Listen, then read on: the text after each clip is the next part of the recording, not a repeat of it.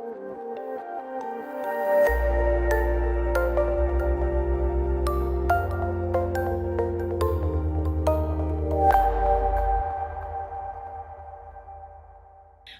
to the Women to Win Spotlight of the Week.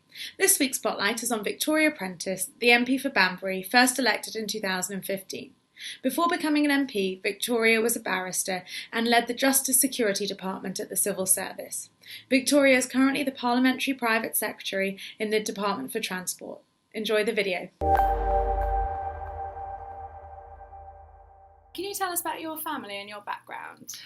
Well, I am from my constituency. I was born in my local hospital, which we're trying to save at the moment, so I feel particularly emotionally attached to that campaign. My dad was a farmer when I was growing up, and my mother was a trained teacher. And Dad went into politics when I was about 16. There's a big clergy influence in our house. My grandfather was a clergyman, and I then married the son of a clergyman. So I was quite used growing up, and in fact always, ever since I got married as well, to living in a house that was very open. We were used to being on call all the time and to helping people with individual problems all the time. And we were quite used to having do's in the front room and meetings, endless meetings. They were a great feature of my childhood. And your father went into politics at 16. How did that shift in career affect you as a child? It didn't affect me enormously because I was 16. I was in the process of thinking about going to university and leaving home, so it wasn't a big deal for me. I think it probably affected my sisters more. And when did you decide to go into politics? What was your journey after university? I was a very political student at university, and I was an NUS rep, and I chaired the Conservative Association in Cambridge University. I loved doing politics at university, but fairly soon after I became a lawyer, I qualified as a lawyer, I realised that I really, really enjoyed the political bits of law. So I applied to join the civil service, which was really a dream job for me. It combined public administration, law, public service, ethics, all in one fabulous job.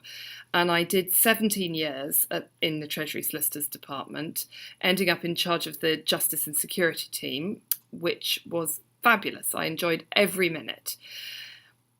I remember very vividly realising that we, the Conservative Party, was better at government than the Labour Party had been. Of course, most of my time in the civil service had been spent under a Labour administration. And I noticed immediately the coalition government started a improvement in the quality of decision making, which really impressed me. My next seminal moment, if you like, was when I was washing up one day in the kitchen and I heard David Cameron's voice come over the radio saying he needed more women to stand up and come forward and be politicians. And I remember thinking, come on, Victoria, your children are nearly in secondary school. One of them was at that point. There are really very few excuses.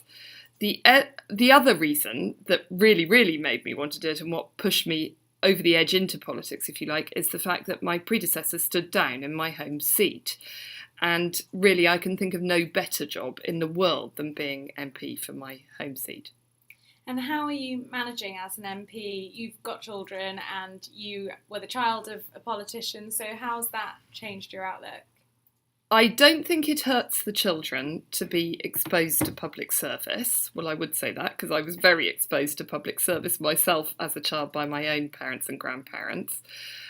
I think it's good for the girls to learn to talk to all sorts of people, to learn to believe that other people's problems are everybody's problem and that we have to try to solve them.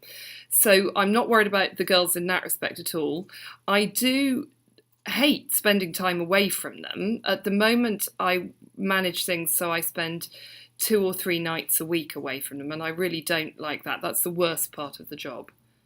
And you were a politician of sorts whilst in the civil servants working on policy.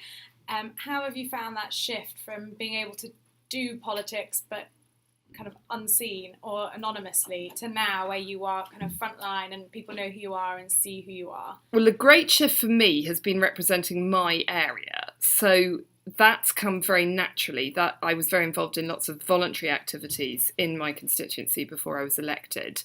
And it's really nice that my sort of voluntary jobs have effectively now become my day job. That's a great feeling and one I really revel in.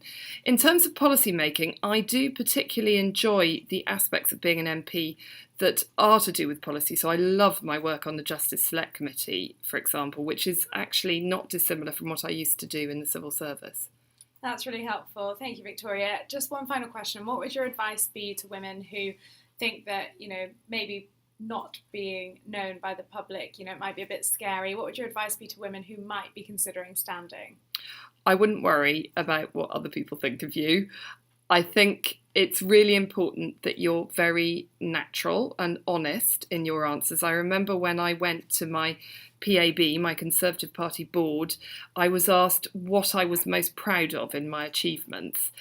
And I was a fairly high-flying civil servant. I'd done loads of glitzy cases and things. But I remember saying quite naturally, I'm far more proud of the children than I am of anything else.